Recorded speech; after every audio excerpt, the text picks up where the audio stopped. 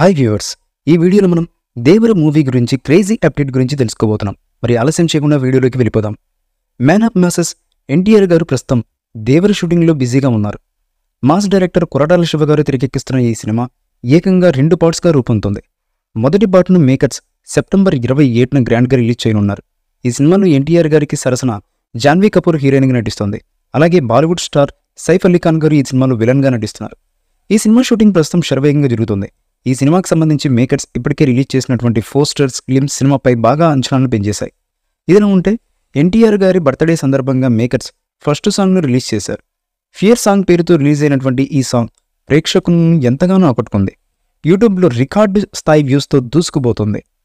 రీసెంట్గా గోవా షెడ్యూల్ పూర్తి చేసుకున్నటువంటి ఎన్టీఆర్ గారు తాజాగా ఫ్యామిలీతో కలిసి థాయిలాండ్ వెళ్లారు. అక్కడ దేవరలో రొమాంటిక్ సాంగ్ను షూట్ చేస్తున్నారు.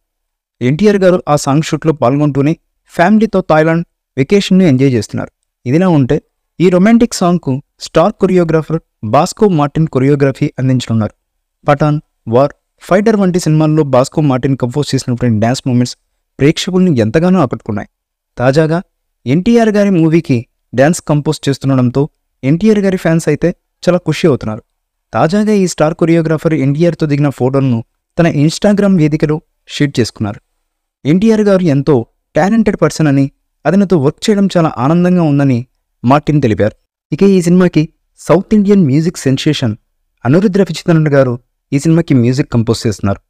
అలాగే కళ్యాణ్ రామ్ ఎన్టీఆర్ ఆర్ట్స్ బ్యానర్తో కలిసి యువసుధ ఆర్ట్స్ బ్యానర్లో ఈ సినిమాని నిర్మిస్తుండడం విశేషం. ఈ మూవీపై మీ అభిప్రాయాన్ని కామెంట్ బాక్స్లో తెలియజేయండి. ఈ వీడియో మీకు నచ్చితే లైక్ చేయండి, షేర్ చేయండి, కామెంట్ చేయండి. మరిన్ని అప్డేట్స్ కోసం మన ఛానల్ని సబ్స్క్రైబ్ చేయండి. అలాగే పక్కనే ఉన్న గంట సింబల్ని గట్టిగా టంగ్ టంగ్ అని కొట్టేసేయండి.